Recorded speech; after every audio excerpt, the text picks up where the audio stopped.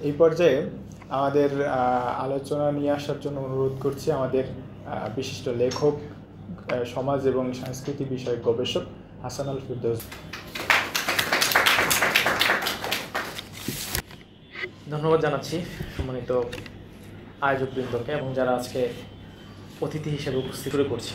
তা আমাকে একটা নির্দিষ্ট টপিক দেওয়া হয়েছিল, এটার সাথে সংশ্লিষ্ট, অর্থাৎ টপিকটা ছিল শহরের রূহ, ইসলামী সভ্যতার শহরের যে প্রেক্ষিত, তার সাথে আজকের ঢাকা।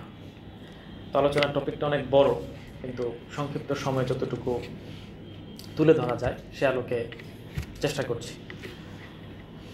আমরা এমন একটা সময় এসে আজকে আসলে একত্রিত হয়েছি, বা উচ্ছ্বাস, এটা একটা বড় কারণ আমার কাছে মনে হয়েছে যে জুলাইয়ের যে গণ অভ্যুত্থান, এই অভ্যুত্থানের পরে আমাদের মধ্যে একটা ব্যাপক চাহিদা বা নতুন করে ভাবার একটা সময় আসলে এসেছে।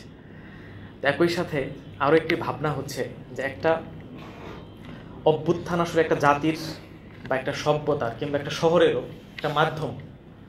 একটা অভ্যুত্থান দিয়ে একটা জাতি বা একটা সভ্যতা আসলে গঠন হয়ে যায়। আমরা যদি দেখি যে ব্রিটিশ উপনিবেশ বা শোষণ এবং সাম্রাজ্যবাদের যে সময়কালটা ব্রিটিশদের, এই সময়কাল থেকে শুরু করে নিয়ে আজকের দিন পর্যন্ত আমাদের বাংলাদেশে আদালত, বা একটু আগে আকরাম ভাই যেটা বললেন, যেখানে মানুষের কোনো মূল্য, অর্থাৎ কারামাতুল ইনসান, মানুষের মর্যাদা এবং সম্মান, সামাজিক নিরাপত্তা, এই বিষয়গুলি প্রায় 200 বছরের অধিক সময়কাল ব্যাপী এটা নাই।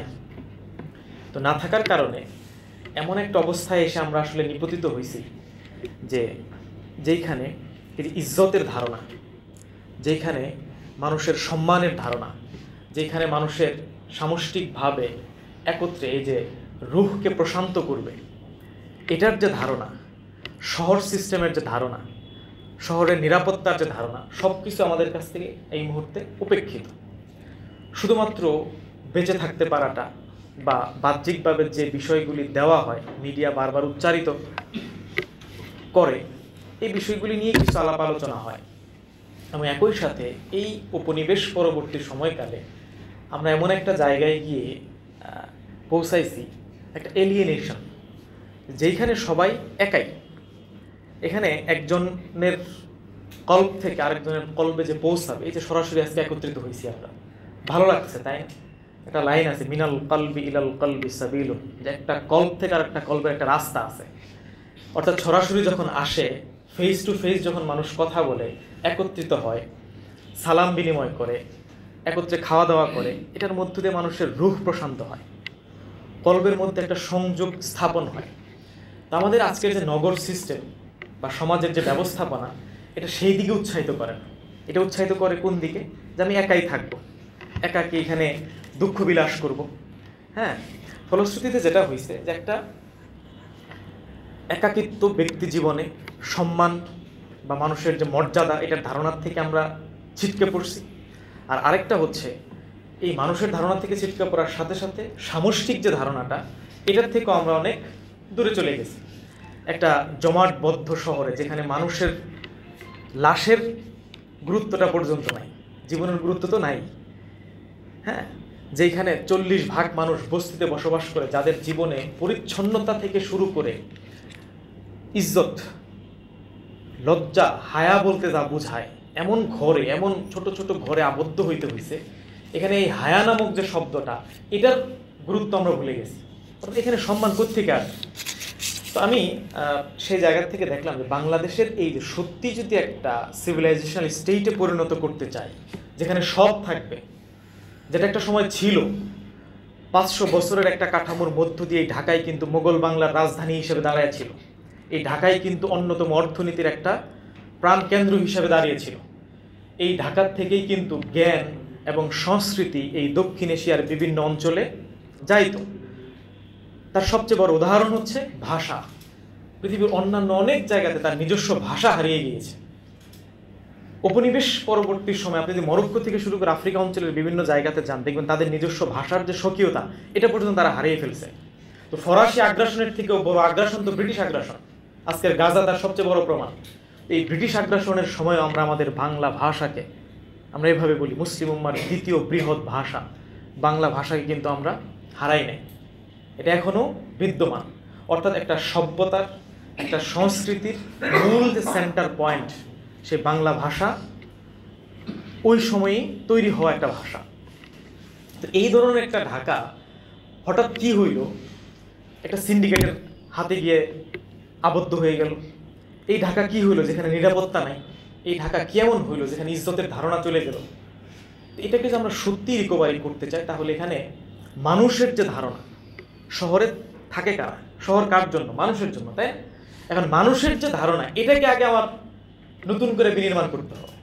এটা যদি না করতে পারি, সত্যিকার অর্থে যতই আমরা আলোচনা করি, কারণ মানুষ যখন বিনির্মাণ হবে, মানুষ যখন তৈরি হবে, আত্মপ্রবুদ্ধ শক্তি সম্পন্ন মানুষ যখন সত্যিকার অর্থে দাঁড়াবে, তখনই সে তার ক্লিফ তথা প্রস্তাবনা দিবে আমার শহর কেমন চাই। তখন সে তার ইজ্জত নিয়ে কথা বলবে, তখন সে তার নিরাপত্তা নিয়ে কথা বলবে, তখন তার অর্থনৈতিক যে মর্যাদা সেটা নিয়েও সে কথা বলবে। এটাই যদি না থাকে, তখন কিন্তু আমরা আমাদের মূল রুটটা খুঁজে পাই না। তো ব্রিটিশ আমলে যেটা হয়েছে, একটা আইন দিছে তাদের মতো করে আইন, ওটা আমাদের এই অঞ্চলের মাটি, মানুষ, সংস্কৃতি, সমাজতত্ত্ব কোনো কিছুর সাথে মিলে না, কিন্তু ওই আইনটা দিয়ে গেছে। ফলশ্রুতিতে মানুষ এটা ভালোভাবেই উপলব্ধি করছে যে এই আইন তো মানা দরকার নেই, কোনো রকম পাশ কাটাতে পারলে আমি বাঁচি।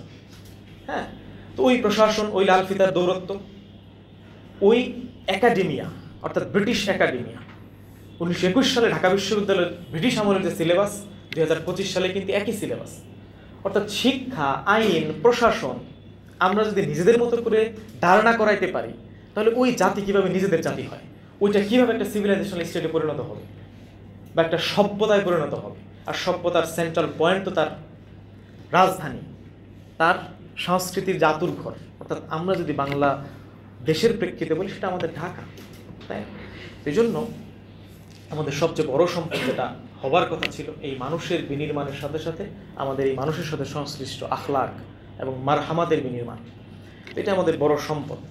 এটা যখন হয়, তখন খাদ্য, আইন সব কিছু নিজেদের মতো করে দাঁড় করানো যায়। এই জন্য একটা শহরের মৌলিক যে গঠনের মূল সেন্টার পয়েন্ট মানুষ, মানুষের চিন্তাধারা, মানুষের মধ্যকার আবেগ, অনুভূতি, এই সব কিছুই একটা সমাজের সাথে সংশ্লিষ্ট, একটা শহরের সাথে সংশ্লিষ্ট।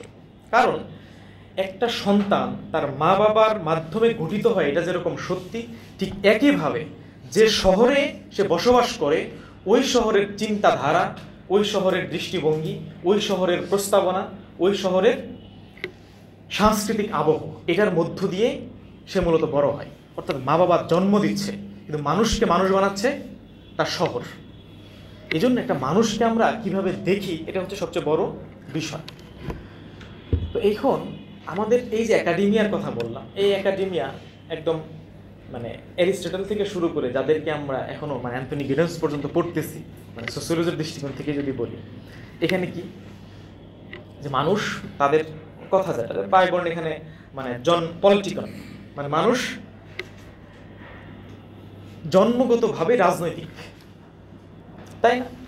কিন্তু এখানে যদি আমরা দেখি যে সিভিলাইজেশন বা যে সাংস্কৃতিক আবহ, যে ভূমি, যে সমাজের সাথে বা যে অভ্যাসের সাথে আমরা পরিচিত, সেই দিক থেকে যদি দেখি 90% মুসলমানের ঢাকা, এটা আমলগত দিক থেকে না, যে নামাজ কালাম রোজা এই দিক থেকে না, বিশ্বাস, যেমন আজান আসতেছে 5 বেলা, তাই না? যেভাবে আমরা বিশ্বাস করি, ঈদের সময়, রমজানের সময় এই আবহটা কিন্তু আমরা উপলব্ধি করতে পারি। সেই দিক থেকে যদি দেখি, তাহলে মানুষকে ইসলাম মানুষ হিসাবে আখ্যায়িত করতেছে কেন? 2টা কারণ। অন্যান্য প্রাণীর থেকে, একটা ফেয়ালি আর একটা আকলি, যে এই আকল দ্বারা সে চিন্তা করবে, প্রস্তাবনা দিবে এবং ফেলি মানে একটা কাজ করবে। এইটা কিন্তু অন্য কোনো প্রাণীর মধ্যে নাই, মানুষের মধ্যে আছে। এজন্য মানুষ শহরকে বানায়, শহর বিনির্মাণের কথা বলা হচ্ছে। এবং দেখবেন যতগুলি আয়াত কোরআনে নাজিল হয়েছে, একটা সিটি স্টেটের উপর ভিত্তি করে নাজিল হয়েছে। সেটা কি? মদিনা নামক সিটি স্টেট, হ্যাঁ, এটার উপর ভিত্তি করে নাজিল হয়েছে। তাহলে এই সিভিলাইজেশন মানুষকে কিভাবে দেখতেছে? যেমন আল ফারাবির থেকে যদি দেখেন, মদিনাতুল ফাদিলা, ফজিলতপূর্ণ একটি শহর, গ্রন্থ লিখতেছে, এখানে ধর্মের কথা বলতেছে না, তাই না? আদাবুদ্দিন উদ্দুনিয়া আল মাওয়ার্দির, খালদুনের কিতাবুল আইবাদ, যেটার ভূমিকা হচ্ছে আল মুকাদ্দিমা, এই জায়গাগুলি যদি আমরা দেখি, বা ফারাবি সংজ্ঞায়ন যদি দেখি, মানুষকে ওনারা কীভাবে দেখতেছেন, বা এই সিভিলাইজেশন মানুষকে কীভাবে দেখে, যেটা এরিস্টটল একভাবে দেখছে পলিটিক্যাল, আর এটা কি বলতেছে, আল ইনসানু মাদানিয়ুন বিত্তাবিই, অর্থাৎ মানুষ সৃষ্টিগতভাবেই মূলত সিভিলাইজড, সভ্য, সে সভ্যতা বানাইতে চায়। ঠিক আছে, এইটা তার সৃষ্টিগতভাবে একটা বৈশিষ্ট্য। এবং ধর্মীয় দিক থেকেও যদি দেখেন, সর্বশেষ তহ আব্দুর রহমান পর্যন্ত, আল্লামা তহ আব্দুর রহমান কি বলতেছে এখানে, যে মানুষ জন্মগতভাবে আখলাকি, সভ্য, এটা অন্য কোনো ধর্মও দেয়। আমি অন্য ধর্মকে ছোট করতেছি না, জাস্ট দৃষ্টিভঙ্গির দিক থেকে বলতেছি যে কেউ এটাকে বলতেছে যে মানুষ জন্মগতভাবে পাপী, পাপ মোচন করার জন্য আলাদা, আমরা ইন্ডিয়াতে দেখি বানারসের মতো শহর পাপ মোচনের জন্য বানানো হয়েছে। ঠিক আছে, খ্রিস্টীয় যে দৃষ্টিকোণ সেটাও একই ধরনের।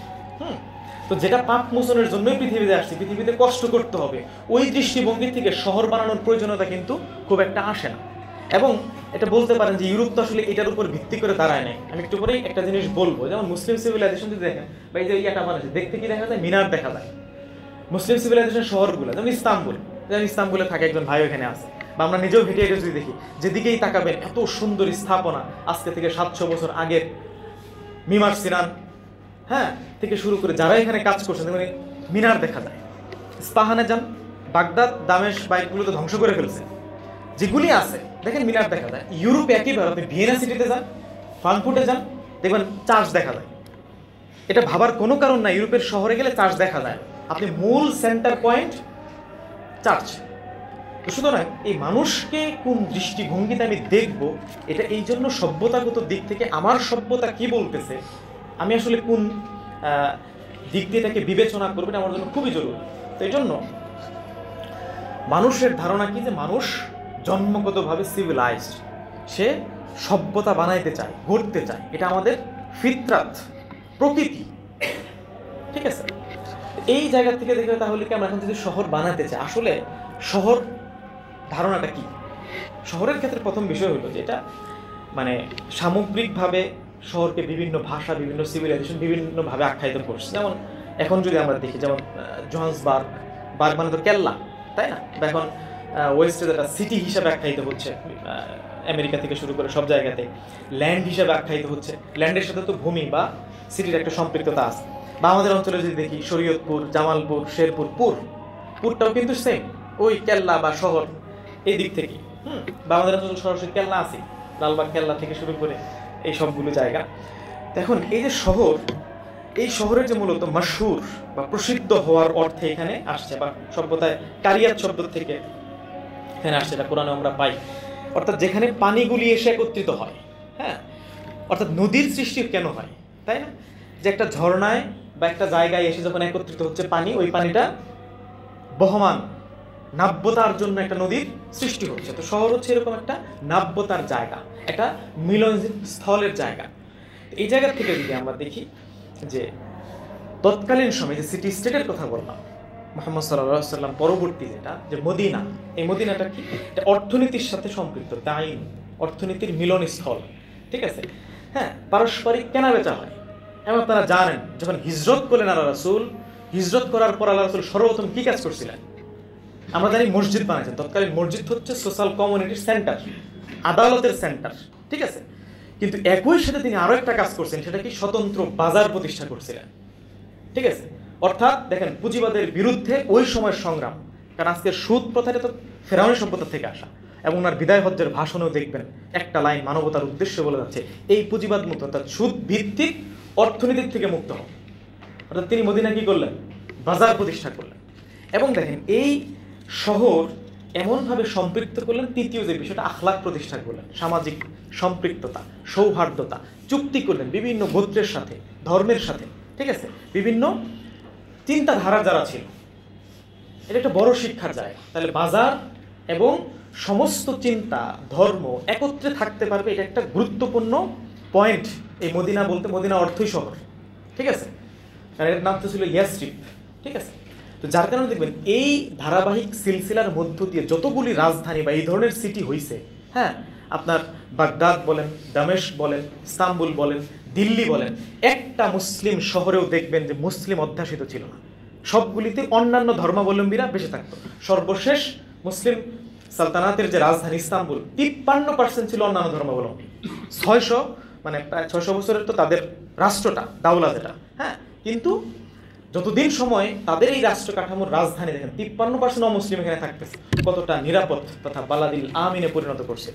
ঠিক আছে, তো এটা একটা গুরুত্বপূর্ণ বিষয় এখানে, অর্থাৎ নগরের যে ধারণা, এটা একটা মিলনস্থল।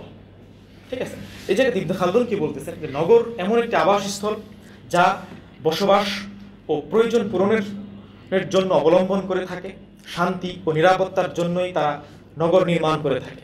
এক্ষেত্রে অকল্যাণকর বা বিশাল একটা সংজ্ঞা তিনি এখানে দিয়েছেন। তো সেখানে ফাসাদের প্রতিরোধ, কল্যাণ ও উপযোগিতার যে বন্দোবস্ততা থাকা, এটার গুরুত্ব তিনি সামনে রাখতেছেন। নির্মাণের ক্ষেত্রে সুরক্ষিত স্থানকে প্রাধান্যের কথা বলতেছেন, আবহাওয়ার দিকে লক্ষ্য রাখার কথা বলতেছেন, বসবাস উপযোগী, রোগ কম ছড়ায়, মানুষের স্বাস্থ্য যেন ভালো থাকে। এখান থেকে মূলত আমরা 4টা বৈশিষ্ট্য পাই।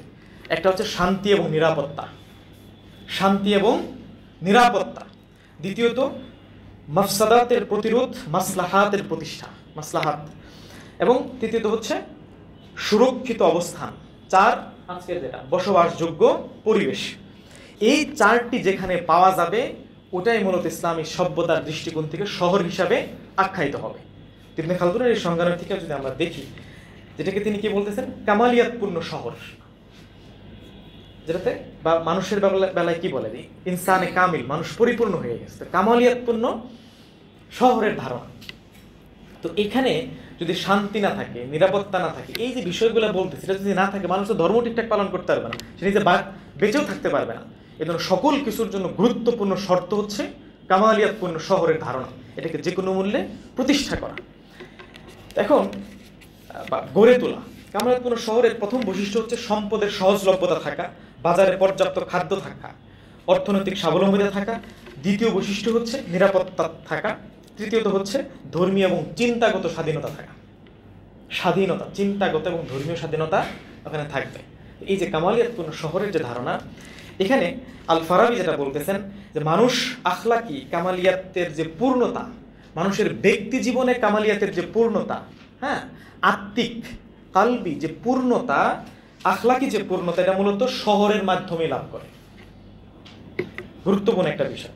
এই জন্য এই ধরনের শহর ব্যতীত আমরা আসলে ভালো আখলাকি মানুষ হওয়া, ভালো মানুষ হওয়া আমাদের পক্ষে আসলে সম্ভব না। তার বড় উদাহরণ হচ্ছে আজকের ঢাকা। এইভাবে যদি মানুষ বসবাস করে, তার মেজাজ কিন্তু ঠিক থাকে না। এই আবহাওয়ার মধ্যে যদি মানুষ থাকে, সে কিন্তু সুস্থ থাকতে পারে না। এই অবস্থার মধ্যে যদি মানুষ থাকে, তখন কিন্তু সে স্বাভাবিকভাবে আদালতের যে ধারণা, এখান থেকে অনেক দূরে চলে যাবে, একজন আরেকজনের বিপরীতে গিয়ে। এই যে এলিয়েনেশন, একাকিত্বে কিংবা বস্তুগত কোনো রকম নিজে বেঁচে থাকা কিংবা ভোগ করে পার পেয়ে যাওয়ার যে ব্যাপারটা, এটাই চলে আসবে। সত্যিকারের যে সামাজিক জীব হিসেবে বেঁচে থাকা, এটা তাদের পক্ষে আর সম্ভব হয়। এই জন্য এই ধরনের শহরের 1 নাম্বার মাকসাদ তথা উদ্দেশ্য হচ্ছে এই মানুষের বাঁচার অধিকারকে নিশ্চিত করা, তার অধিকার নিশ্চিত করা। আবার বলছে, অধিকারকে নিশ্চিত করা, যেটা আমার ঢাকা শহরের সবচেয়ে বড় সংকট। এখানে সত্যিকারের অধিকার থেকে আমরা বঞ্চিত। দ্বিতীয়ত কি, এই অধিকারকে সংরক্ষণ করবে এই ধরনের একটা সিস্টেম দাঁড় করানো, এই ধরনের একটা সিস্টেম দাঁড় করানো এবং তার জন্য প্রস্তাবনা দেওয়া, কাজ করা, ব্যক্তি এবং প্রতিষ্ঠান 2 জায়গা থেকে। 3, এমন শহর গড়ব যেখানে এই শহরে বসবাসকারী অন্য সৃষ্ট যে জীবগুলো আছে, এই সৃষ্ট জীবগুলো তার অধিকার নিয়ে বেঁচে থাকবে। ঠিক আছে, এটা খুবই গুরুত্বপূর্ণ। আপনারা জানেন, ইসলামী সভ্যতার প্রত্যেকটা শহরকে যদি দেখেন, এখন কিছু কিছু আছে যে শহরগুলিতে 6 তলার বেশি কিন্তু পাখি উঠতে পারে না, যার কারণে 2 তলার বেশি উঠা যায় না। প্রত্যেকটা বাড়ির উপরেই পাখির বাসা থাকতো, পাখিরা খাইতে পারতে, ধরনের খাবারের নীতি ছিল। এখনো যেগুলা উপনিবেশ ধ্বংস করতে পারে না, ব্রিটিশরা, ফ্রেঞ্চ বা আজকের ইউরোপ যেখানে ঢুকতে পারে না মুসলিম অধ্যুষিত, ওই শহরগুলিতে গিয়ে দেখবেন পরিচ্ছন্ন জাতিগতভাবে, পাখি থেকে শুরু করানো সকল প্রাণী ওখানে বেঁচে থাকতে পারবে, এই ধরনের একটা ধারণা সিস্টেম দাঁড়াইছিল। কিন্তু আজকে আমরা যদি দেখি আমাদের এই দিক বিবেচনা করে যে আমরা এমন বিল্ডিং বানাচ্ছি 50 তলা বড়, আবার এখানে কি করা হচ্ছে, কাঁচ দিয়ে দেওয়া হচ্ছে, পাখি তুলতে পারবে না, অন্য প্রাণী যেখানে থাকবে ওই কাঁচের উপর, বিল্ডিং এর উপর যখন ঢেকে দেওয়া হচ্ছে, অন্যান্য সৃষ্ট জীব তাপে কিংবা প্রাকৃতিক কারণেই অন্য প্রাণীর আর এখানে বেঁচে থাকা সম্ভব হয় না। তার সবচেয়ে বড় উদাহরণ হচ্ছে আমাদের ঢাকা শহরে আপনি কাক ছাড়া অন্য পাখি দেখবেন না। ঠিক আছে, তো এটা আমাদের স্বাস্থ্য সকল দিক থেকে অনেক বড় একটা ঝুঁকি। অর্থাৎ একটা শহরকে অন্যান্য প্রাণী যেন বেঁচে থাকতে পারে এটা বোঝা যায় যে আসলে মানুষ সুস্থ আছে কিনা, এটার সাথে অনেক বেশি একটার সাথে সম্পৃক্ত, এই জন্য একটা গুরুত্বপূর্ণ অধিকার এটা। তো যাই হোক, আমরা যদি এবার এই যে মদিনার উদাহরণটা একটু নিয়ে আসি, সেটা হচ্ছে এটা এই শহরটাকে যদি আমরা বলি যে অ্যাজ একটা সিটি স্টেট, কারণ তার পূর্বে একটা যাযাবর সোসাইটি ছিল, আল্লামা ইকবালের ভাষায় একটা যাযাবর সোসাইটির থেকে তিনি এটাকে কি করলেন, কাবিল বা যে কামালিয়াতপূর্ণ একটা শহরে পরিণত করলেন। ঠিক আছে, সত্যি কিন্তু এটা শহর ওই সময়, ঠিক আছে। এবং এই সোসাইটির মধ্যে দিয়ে আপনারা দেখবেন কোরআন প্রচুর শহরের নাম ধরে কসম খাওয়া হচ্ছে। ইব্রাহিম আলাইহিস সালাম দোয়া করতেছেন বালাদুল আমিন।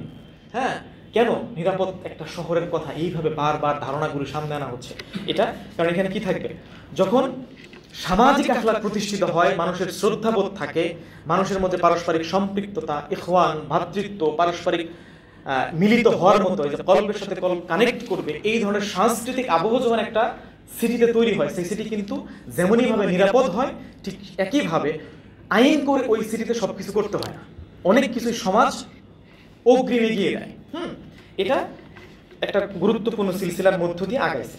তো দেখেন, অর্থাৎ এটা দ্বারা স্পষ্ট আয়াতগুলি এখানে নাজিল হয়েছে, বারবার এটা উল্লেখ করা হচ্ছে, অর্থাৎ আমাদের মুসলিম হিসাবে ইসলামী সভ্যতার দৃষ্টিকোণ থেকে আমাদের অধিকাংশ বিষয়গুলি বা জিন্দিগি মানে শহরের জিন্দিগির সাথে সংশ্লিষ্ট। অর্থাৎ বোঝা যাচ্ছে যে শহরের বিনির্মাণ এখানে কতটা গুরুত্বপূর্ণ। এবং এক্ষেত্রে যে কাজগুলি তারা করছিলেন, প্রথমত হয়েছিল এই যে মানুষকে গড়ার, মানুষকে সভ্য করার, ইনসানে কামেলে পরিণত করার প্রজেক্ট তারা নিয়েছিলেন। দ্বিতীয়ত হচ্ছে ফিজিক্যাল বা বাহ্যিক পরিবর্তন, যেন স্ট্রাকচারাল পরিবর্তন ওই সময় পারে নাই, পরে আস্তে আস্তে আস্তে আস্তে প্রত্যেকটা শহরকে যদি আমরা দেখি যে এই যে স্ট্রাকচারাল যে পরিবর্তনগুলি হয়েছে ওই সময়কার শহরগুলিতে, তার বড় উদাহরণ হচ্ছে আমরা দেখব যে আন্দালুসিয়া, কর্ডোবা, স্পাহান, ইস্তাম্বুল যেগুলি আছে আমাদের দিকটাতেও ছিল, তার বড় উদাহরণ হচ্ছে লালবাগ কেল্লা, বড় উদাহরণ হচ্ছে চাঁপাইনবাবগঞ্জের দাসবাড়ি, বড় উদাহরণ হচ্ছে দিল্লির কুতুব মিনার, তাই না? কিন্তু এই 190 বছরে ব্রিটিশ শোষণ এবং সাম্রাজ্যবাদের সময় আসলে কি হয়েছে আমরা জানি না। সুতরাং এই স্থাপনা যতটুকুই আছে এটার দিকে আমরা যদি লক্ষ্য করি এবং ব্রিটিশ স্থাপনার সাথে তুলনা করি, অনেক বেশি পার্থক্য। অর্থাৎ এই যে স্ট্রাকচারাল যে পার্থক্যটা, এটা সকল স্তরে যেখানে হাকিকতের রূহকে খোদাই করে লেখা হয়েছে, এটা আমরা উপলব্ধি করতে পারি দেয়ালগুলির দিকে তাকাই। ঠিক আছে, এই জন্য এই স্ট্রাকচারের দিকে অনেক বেশি গুরুত্ব দিচ্ছে, যার কারণে দেখবো অনেক বড় বড় স্থাপত্যবিদরা এখানে উঠে আসছে। আপনারা এখনো সুলাইমানিয়াতে নামাজ পড়েন, এখন যদিও মাইক নিয়ে আসছে, যখন মাইক ছিল না, বিশাল মিরপুর স্টেডিয়াম থেকে বড় মসজিদ, একই সাউন্ডে সবাই শুনতেছে, প্রচন্ড শীতের মধ্যেও ভেতরে এয়ার কন্ডিশনের মতোই আসতেছে। তাহলে দেখেন ওই ইটালির একজন গিয়ে বলছিল যে এগুলো মানুষের পক্ষে সম্ভব না। তাহলে কতটা নিখুঁতভাবে হাকিকতের রূহকে খোদাই করা হইতো তার উদাহরণ হচ্ছে এই স্ট্রাকচারাল ডেভেলপমেন্টের যতগুলি চিহ্ন টিকে আছে, এগুলোর দিকে তাকালে আমরা বুঝতে পারি এই ধরনের পরিবর্তন। এবং আপনারা জানেন রাস্তাঘাট থেকে শুরু করে যোগাযোগ ব্যবস্থার জন্য এটা ওমর রাদিয়াল্লাহু তাআলার একটা ঐতিহাসিক ডায়লগের মধ্য দিয়ে বোঝা যায়, একটা গাধাও যদি হোঁচট খেয়ে পায়ে ব্যথা পায়, দায় ভার আমি ওমরের। অর্থাৎ গণপরিবহন যোগাযোগ ব্যবস্থা একটা সিটির, একটা শহরের গুরুত্বপূর্ণ সেন্ট্রাল পয়েন্ট, এটা লাগবেই। আর এটা না হলে কি হবে না, দ্বিতীয়ত যেটা আয়ের সোর্স, উৎপাদন, অর্থনীতিকে সামনে রেখে যেটা করতে হবে, এটা আমরা করতে পারবো না। অর্থনীতির জন্য গুরুত্বপূর্ণ মাধ্যম এটা। এবং যেটা করছিলেন এই সত্যি অর্থনৈতিক যে ডেভেলপমেন্টটা হয়েছে, এগ্রিকালচারাল, স্বাস্থ্য, চিকিৎসা, সব ক্ষেত্রে যে ডেভেলপ হয়েছে তার বড় উদাহরণ হচ্ছে যেখানে রাষ্ট্রপ্রধান খাইতে পাইতো না, সেই রাষ্ট্র মাত্র 20-30 বছরের ব্যবধানে গোটা জাজিরাতুল আরবে কি সিটি স্টেট তৈরি করলো, বা যতটুকু আওতাধীন এই রাষ্ট্রের অধীনে মানুষজন ছিল 38 লক্ষ বর্গ মাইল কিন্তু জাজিরাতুল আরব, যেখানে একটা মানুষ নাই যে যাকাত গ্রহণ করবে, ঠিক আছে, একটা ভেজাল খাদ্য প্রবেশ করবে, এই সুযোগটা পর্যন্ত ছিল। ঠিক আছে, এতটাই সিকিউরড এবং শক্তিশালী জায়গায় নিয়ে গেছে। অর্থাৎ দেখেন এই অর্থনীতির সাথে একটা বীজ ব্যবস্থাও কেন গুরুত্বপূর্ণ, কারণ যে কোরআন বলছে ইউসরিকাল হারসা ওয়ান নাসলা, তারা তোমার বীজ ব্যবস্থাকে যাতে টাচ না করতে পারে। কেন বীজ ব্যবস্থা যদি ঠিক না থাকে, আপনার ইয়ে ঠিক থাকবে না, স্বাস্থ্য ঠিক থাকবে না, বংশবৃদ্ধি, নাসল ঠিক থাকবে না। আজকে আমার একটা বীজ আমার কাছে ঢাকা শহরের, এমনিতেই তো শহরের স্ট্রাকচার ঠিক নাই, খাবার দাবার ঠিক না, আবার খাইতেছি মাছ কিন্তু এরপরে কি কারগিলের চিনি খাই, মাছ ইয়ার বীজ খাই, তো এটা যখন খাই ওই শহরে ভালো থাকা, সুস্থ থাকা অসম্ভব।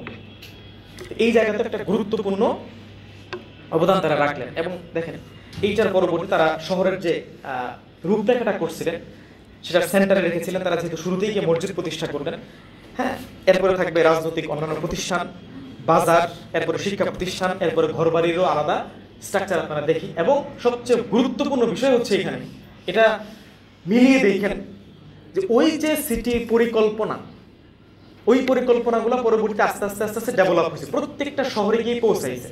এবং সর্বশেষ উসমানীয়দের যে সিটি পরিকল্পনা, ওই পরিকল্পনা যদি আপনারা দেখেন বা তুর্কুত জানসেফের লেখনী যদি পড়েন, দেখবেন এই জিনিসটা জাস্ট পরবর্তীতে এই যে 200 বছরে গড়ে উঠছে ইউরোপ এবং আমেরিকা, জাস্ট এটার একটা কপি পেস্ট, খুব বেশি চেঞ্জ করতে পারে। ওই যে মসজিদের জায়গায় চার্জ বসাইছে, ঠিক আছে। তো এই ডিটেলস আলোচনায় গেলাম না, অর্থাৎ পরিকল্পনার যে বিষয়টা গুরুত্ব, এটা আমরা তখন থেকেই উপলব্ধি করেছি এবং এটা খুব ভালোভাবে বাস্তবায়ন করেছি। এবং শহর প্রতিষ্ঠার ক্ষেত্রে তারা গুরুত্ব দিলেন অন্যতম উৎস পানির উৎস। দেখেন ওটার সাথে যদি মিলে দিই, ওই সময়ে পানির উৎসর এত গুরুত্ব দিল, সেচ কল বা ওমর রাদিয়াল্লাহু অন্যতম একটা আবিষ্কারও কিন্তু কৃষির সাথে সেচ ব্যবস্থা। এভাবে করে পানির উৎস, শহরের স্থাপনা, এটার সাথে সেনাবাহিনীর কি সম্পৃক্ততা, একটা আরেকটার সাথে ইন্টার রিলেটেড, খুবই গুরুত্বপূর্ণ এটা। এরপর এটার সাথে যোগাযোগ ব্যবস্থা, সব মিলিয়েই জাজিরাতুল আরবের এই যে সিটি স্টেট তারা প্রতিষ্ঠা করলেন। এবং এই ধারণার আলোকে আমরা দেখি এই যে মোগল বাংলার রাজধানী ঢাকা, এই রাজধানী ঢাকার অবস্থাটাও সেম ছিল। কিন্তু দুঃখজনক হলেও সত্য, এই ব্রিটিশ শোষণের সময় আমরা সবচেয়ে বড় যে বিষয়টা হারাইছি তা হচ্ছে আমাদের হাফেজা বা মেমোরিকে হারাইছি। আমাদের কাছে আমার সোর্সটা নাই। এই সময় দেখবেন যতটুকু সোর্স পাচ্ছি আমরা ব্রিটিশ সোর্স। তাহলে এই অঞ্চলের রাজধানী শহরের সাথে গ্রামের যে সম্পৃক্ততা, নদী নির্ভর একটা অঞ্চল, এবং এই ঢাকাটাও 3 দিক দিয়ে নদী বেষ্টিত একটা শহর। এটাকে কিভাবে আসলে ডিজাইন করছি, যেন ওই মডেলগুলি খুঁজে পাওয়াটা আমাদের জন্য একটা গুরুত্বপূর্ণ দায়িত্ব। আর এগুলি যদি হয় তখন গুরুত্বপূর্ণ একটা বিষয় হয়ে দাঁড়ায় তার এডুকেশন সিস্টেম, তার চিন্তা। কারণ এই চিন্তা যখন থাকে, শক্তিশালীভাবে হাজির হয়, তখন মানুষের মেন্টালিটি আস্তে আস্তে পরিবর্তনের দিকে ধাবিত হতে থাকে। এবং এইগুলি নিয়ে অন্যান্য গোত্র বলি, ধর্ম বলি, যত ধরনের মানুষ এখানে মিক্সড হয়, সকল ক্ষেত্রে এই চিন্তার একটা প্রভাব প্রতিষ্ঠিত হয়। এবং কালচারাল যে স্ট্রাকচারটা তখন সেভাবে দাঁড়ায়। এমন কিছু কিছু ইউনিক উৎসব থাকে যেখানে সবাই আসতে পারে। এই যে খাওয়া দাওয়ার আয়োজনগুলি, এই যে মানুষ একত্রিত হবে, পার্কের কথা যে বলা হচ্ছে, এটা তো পূর্বের থেকেই ছিল, মানুষ একত্রিত হতে পারতো, ঠিক আছে। তখন নাম ছিল খানকা, দরগা, আমাদের অঞ্চলের কথাই বলতেছি।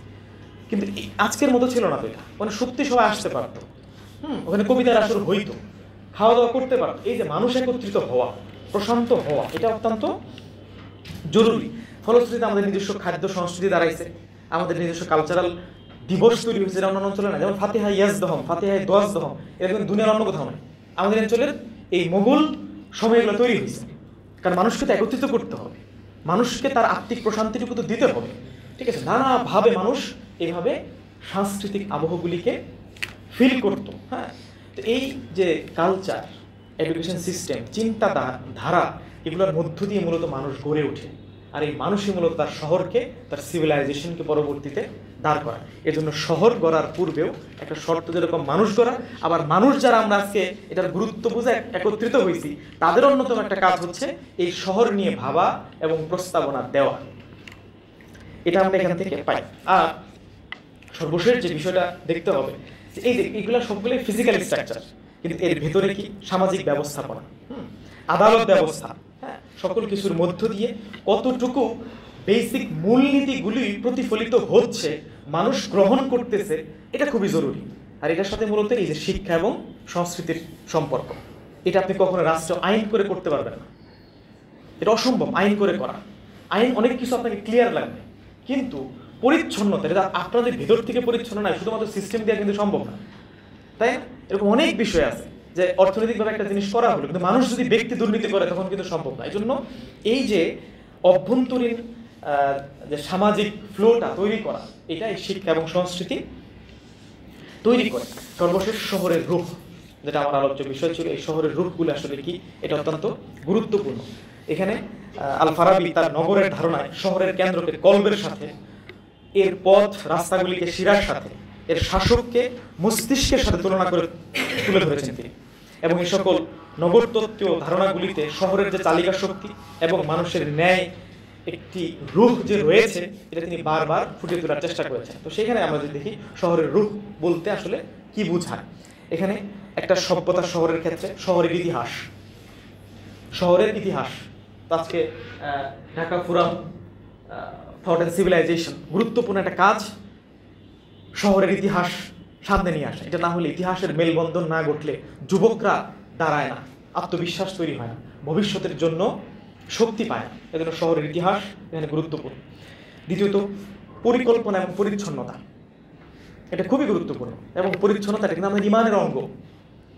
এটা অন্যরা বলে এসে মুসলিমরা ঢাকায় এসে প্রবেশ, দেখবেন অন্য জাতিরা এসে বলবে মুসলিমরা কি অপরিচ্ছন্ন, এটাই কিন্তু বলে। একটা প্যালেস্টাইন ফিলিস্তিনির অধিবাসীকে নিয়ে এসে দেখবেন এটাই বলবে, ঠিক আছে। এটা কিন্তু খুবই গুরুত্বপূর্ণ এবং পরিকল্পনার আলাপ যেটা আজকে হচ্ছে বা পূর্ববর্তী দুজন বক্তাও করেছেন, এটা খুবই গুরুত্বপূর্ণ এবং শহরের রূহের একটা পার্ট। তৃতীয়ত হচ্ছে সংস্কৃতি ও মূল্যবোধ, যার স্থাপত্য এবং প্রতিষ্ঠান, প্রতিষ্ঠান লাগে, না হলে সত্যি একটা সমাজ গতিশীল হয় না। যে একটা প্রতিষ্ঠানের উপর দাঁড়িয়ে আছে, এরকম শত শত প্রতিষ্ঠান সত্যি যখন একটা জাতির মধ্যে থাকে ওই জাতি এমনিতেই দাঁড়ায়। আমাকে একজন ওই দিন বলতেছিল যে ইরানিয়ান ইসরায়েলের সাথে অনেক বড় টেক্কা দিচ্ছে, তাই? তো সে বলতেছে ইরানিয়ান সোসাইটি তার নেতৃত্বের থেকেও বড়, এর জন্য তো খুব দ্রুত সময় তারা ইউটার্ন নিতে পারছে। সত্যি তাদের স্থাপনা দেখেন, তাদের ক্যালিগ্রাফি থেকে শুরু করে তাদের সাংস্কৃতিক বিশ্ববিদ্যালয়, চিকিৎসা সিস্টেম সবকিছু দেখবেন তাদের নেতৃত্ব থেকে সত্যিই বড়, ঠিক আছে। যাক, এটা একটা দৃষ্টিভঙ্গি, এটা কোনো সিদ্ধান্তমূলক কথা না। তো সংস্কৃতি এবং মূল্যবোধ, এবং এই মূল্যবোধটা মূলত শহরের মানুষকে মানুষ বানায়, শহরকে শহর বানাইতে প্রস্তুত করে। স্থাপত্য প্রতিষ্ঠান বললাম, এরপর হচ্ছে সঙ্গীত বা মিউজিক, এটা একটা শহরের প্রাণ, সঙ্গীত বা মিউজিক। এরপর সাহিত্য ও ভাষা, এরপরে শিল্প ও চারুকলা, এরপরে লোককাহিনী, ঠিক আছে। এটা অত্যন্ত জরুরি কিন্তু, ওই যে মানে গ্রিকদের আছে যেরকম পারস্যের শাহনামা বলেন, সব জায়গায় এটা কিন্তু অত্যন্ত গুরুত্বপূর্ণ। একটা জাতির যুবকদেরকে যদি আপনি সেই কল্পনায় না ভাসাতে পারেন, ভবিষ্যতের নায়ক হিসেবে তুলে ধরতে না পারেন, তাহলে ওই জাতি আসলে জাতি হিসাবে আগায় না। এরপরে বস্তুগত আধ্যাত্মিক সম্পদ, দুই দিক থেকে, বস্তুগত মানে অর্থনৈতিক ডেভেলপমেন্ট, এই যে ইজ্জত, বস্তুগত ইজ্জত এটাকে যেরকম ফিরিয়ে নিয়ে আসতে হবে, আধ্যাত্মিক ইজ্জত যেটা, যে আমরা সত্যি সর্ববৃহৎ একটা ভাষার সন্তান, সর্ববৃহৎ একটা জাতির সন্তান, আমাদের সব আছে।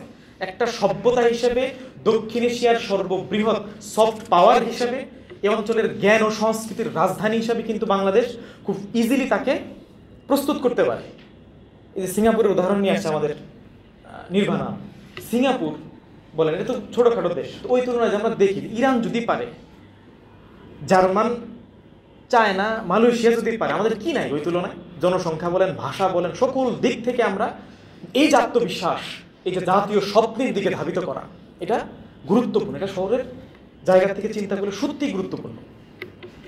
এই জন্য এই বস্তুগত বা আধ্যাত্মিক সম্পদ, এগুলোকে আধ্যাত্মিকতার সাথে, গানের সাথে, হ্যাঁ, মিলাদের সাথে, উৎসবের সাথে, সবকিছুর সাথে মিলিয়ে দিতে হবে।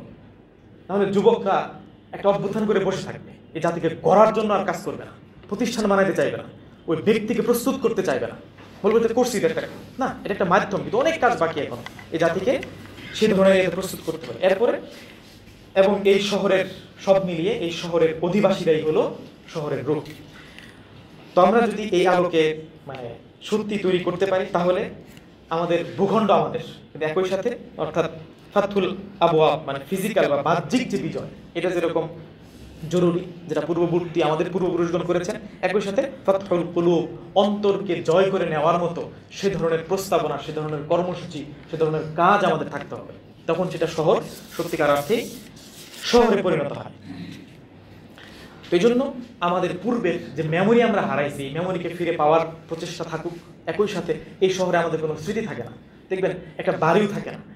একটা শহরের গুরুত্বপূর্ণ বিষয় মাকান, যে আমার দাদা এই বাড়িতেই থাকছে, এইখানে প্রবেশ করত, আমার নাতি এখানে এই ঘরে এসে আবার প্রবেশ করবে, দেখবেন এই ধরনের স্মৃতি আমাদের নাই। এটা কিন্তু আমাদের সভ্যতার দৃষ্টিকোণ থেকে খুবই গুরুত্বপূর্ণ।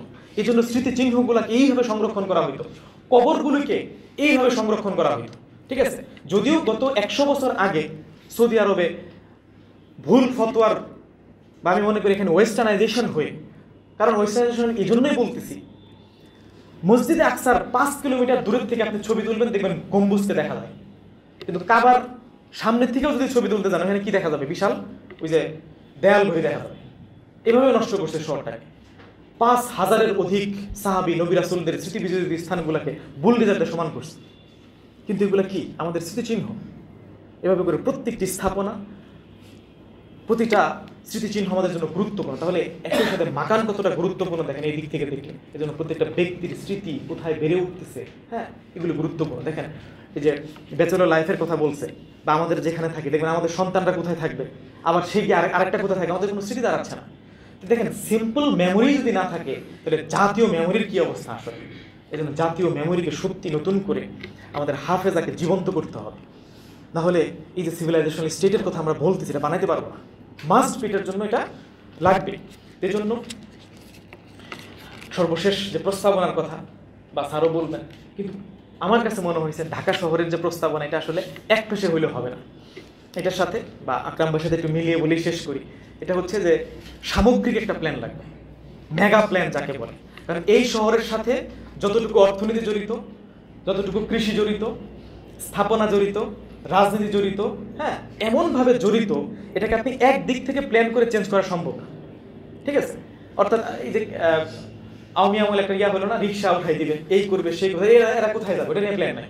সুতরাং সামষ্টিকভাবে এখানে, এবং দেখেন এই প্রত্যেকটা বিষয়ের সাথে ফিলোসফি জড়িত। তার মানে কি বড় দার্শনিক লাগবে, বড় স্থাপত্যবিদ লাগবে, বড় প্ল্যানার লাগবে। এই সব কিছুর মধ্য দিয়ে যখন সত্যি এই যে এই সকল প্রতিষ্ঠানগুলির পক্ষ থেকে বারবার প্রস্তাবনা যাবে, হ্যাঁ, প্রস্তাবনা উঠবে, তখন কি একটা জাতি মূলত গতিশীল হবে। এটা আমার কাছে মনে হয় একটা রাষ্ট্রপ্রধান চেঞ্জ করে দিলে, বা কালকে তারেক রহমান আসলো কিংবা যেই আসুক চেঞ্জ করে ফেলতে পারবে, কিছুই করতে পারবে না। কারণ যেটা 200 বছরে হয় না, আমি একদিন কিভাবে চেঞ্জ করবো? এটা শুধু গালিগালাজি হবে। কখনো ডক্টর ইউনূসকে গালি দিব, কখনো তারেক রহমান গালি দিব। কিন্তু আসলে এটার দায়িত্ব যে আমাদের প্রতিটা মানুষের উপর আছে, এটা যখন আমরা বিবেচনা করবো তখন কিন্তু এই প্রবলেমটা থাকবে না। তো এই জন্য মানে আমরা যদি সত্যি, ওই যে একটা কথা আছে না, আল্লাহ যদি এই মুহূর্তে এসে বান্দাকে প্রশ্ন করে, আসলে কি প্রশ্ন করবে?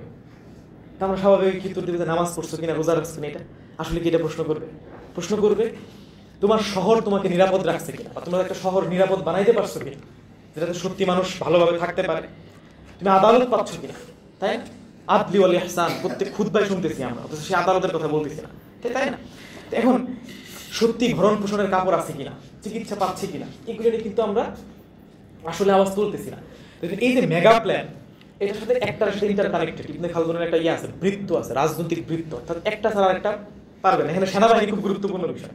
সেনাবাহিনীর এগেইনস্টে রাইখা আপনার ঢাকা শহর অসম্ভব। এটা সেনাবাহিনীকে কনভিন্স করতে হবে, আপনার টেকনোলজিক্যাল ডেভেলপমেন্ট, হ্যাঁ, এই শহরকে সত্যি 6 মাসে পরিচ্ছন্ন করা সম্ভব। সিরিয়াস, একটা বড় কোম্পানিকে চুক্তি দিয়ে দেন, কিন্তু এর সাথে কি লাগবে? যেরকম শক্তিশালী রাজনৈতিক শক্তি লাগবে, সেনাবাহিনীর সহযোগিতা লাগবে, সব একত্রে এখানে অ্যাপ্লাই করতে হবে। নাহলে এই যে সামষ্টিক প্ল্যান ছাড়া, মেগা প্ল্যান ছাড়া আমার কাছে মনে হয় না ঢাকা সিটিকে আসলে আমরা সেভাবে গঠন করতে পারবো। এই জন্য সকল কিছুর বিপরীতে গিয়ে যে স্বপ্নের আলাপটা বলে আমি শেষ করতেছি, যে মানে একটা তৎকালীন বেবিলিয়নের সভ্যতা, আমরা তো সভ্যতা এবং নবীদের ইতিহাস একত্রে করলে দেখব, এটার বিপরীতে যেরকম ইব্রাহিম আলাইহিস সালাম সত্যি স্বপ্ন দেখছিলেন, তৎকালীন মিশরি বা ফেরাউনের সভ্যতার বিপরীতে মুসা আলাইহিস সালাম স্বপ্ন দেখছেন, ইউসুফ আলাইহিস সালাম এসে ঠিকই এটা বাস্তবায়ন করছেন। 5000 বছরের যে বড় বড় সিভিলাইজেশনগুলো তখন ছিল, পুরনো পারস্য, রোম, বাইজেন্টাইন, সিন্ধু সভ্যতার বিপরীতে, এইগুলিকে বিজয় করে সত্যিকার অর্থে এই যে মদিনাতুল ফাদিলা প্রতিষ্ঠার স্বপ্ন যিনি দেখাইছিলেন, তাই না, আমাদের নবী, এই যে স্বপ্নটা, এই জাতীয় স্বপ্নটা এখানে সবচেয়ে গুরুত্বপূর্ণ। এটা না হলে আসলে আমরা কোনো কিছু করতে পারবো না। প্রোগ্রাম থেকে যাবো, এরপর আর না, এবং এটাকে ধারণ করে কাজ করে যাওয়া, ধারাবাহিক কাজ করে যাওয়া, ঠিক আছে? এই জন্যই একটা ছোট কবিতা এটা দিয়ে শেষ করে দেয়, যে বারাদা নদীর পারে, দামস্কের পারে আমরাই গড়ে তুলেছিলাম ওহমির রাজধানীকে। পারস্যর উপসাগরে বহমান দাজলা নদীর পারে বাগদাদে আমরাই গড়ে তুলেছিলাম আব্বাসীদের রাজধানীকে। আটলান্টিকের বহমান আজিউল কাবিরের তীরে আন্দালুসিয়ার রাজধানী হিসেবে গড়ে তুলেছিলাম আমরাই কর্ডোবাকে। ভূমধ্য সাগরের বহমান যে কায়রো, এই কায়রোর নীল জলে মরুভূমিকে সিক্ত করে গড়ে তুলেছিলাম ফাতিমের রাজধানী কায়রোকে। পাহাড়ের উপর দিয়ে জাহাজ চালিয়ে বসফরাসের তীরে উসমানীদের রাজধানী ইস্তাম্বুলকে তৈরি করেছিলাম একইভাবে আমরাই। কাস্পিয়ান অভিমুখে ছুটে চলা, আমদরিয়া সির দরিয়ার পারে মা ওয়ারাউন নাহার যে সভ্যতা, ইবনে সিনা ফারাবি থেকে শুরু করে বুখারী তিরমিজি, প্রতিটা মানুষের সেন্ট্রাল পয়েন্ট যে মা ওয়ারাউন নাহার সভ্যতা, শিক্ষা ব্যবস্থার সেন্ট্রাল পয়েন্ট, এই মা ওয়ারাউন নাহারের অন্যতম রাজধানী নীলাব বুখারাকেও আমরাই তৈরি করেছিলাম। পাহাড়ে গেরা উপত্যকায় জায়েন্ট নদীর তীরে আমরাই গড়ে তুলেছিলাম সাফাবি সাম্রাজ্যের যে স্বপ্নীল রাজধানী ইস্পাহান, যে ইস্পাহান আজও দাঁড়িয়ে, সেই ইস্পাহানকে আমরাই তৈরি করেছিলাম। যমুনা নদীর পাড়ে দাঁড়িয়ে থাকা 800 বছর ন্যায়ভিত্তিকভাবে হিন্দুস্থানকে পরিচালনাকারী, যেখানে মাত্র 15 ভাগ ছিলাম আমরা, কিন্তু আদালত কোনো ভাষাকে নষ্ট করি নাই, কোনো ধর্মকে নষ্ট করি নাই। সামাজিক নিরাপত্তা এবং আদালতের বদৌলতে নিজ হাত দিয়ে গড়া রাজধানী দিল্লিকে আমরাই তৈরি করেছিলাম। সুতরাং বঙ্গোপসাগর অভিমুখে সুবিশাল চীন ও ভারতীয় সভ্যতার স্রোতধারাকে এক খাতে প্রবাহিতকারী বঙ্গীয় বদ্বীপের রাজধানী, মোগলদের রাজধানী এবং পরবর্তীতে ব্রিটিশ আমলে কিছুদিন ছিল পূর্ব পাকিস্তানের সময় এই আবার রাজধানীকে আমরা ফিরে পাই এবং আমাদের ঐতিহাসিক 71-এর স্বাধীনতা পরবর্তী 3 দিক দিয়ে নদী বিস্তৃত মসজিদের শহর, মূল্যবোধের শহর ঢাকা শহরকে আমরা আবার নতুন করে বিনির্মাণ করতে পারবো ইনশাআল্লাহ। সবাইকে অনেক ধন্যবাদ। আসসালামু আলাইকুম।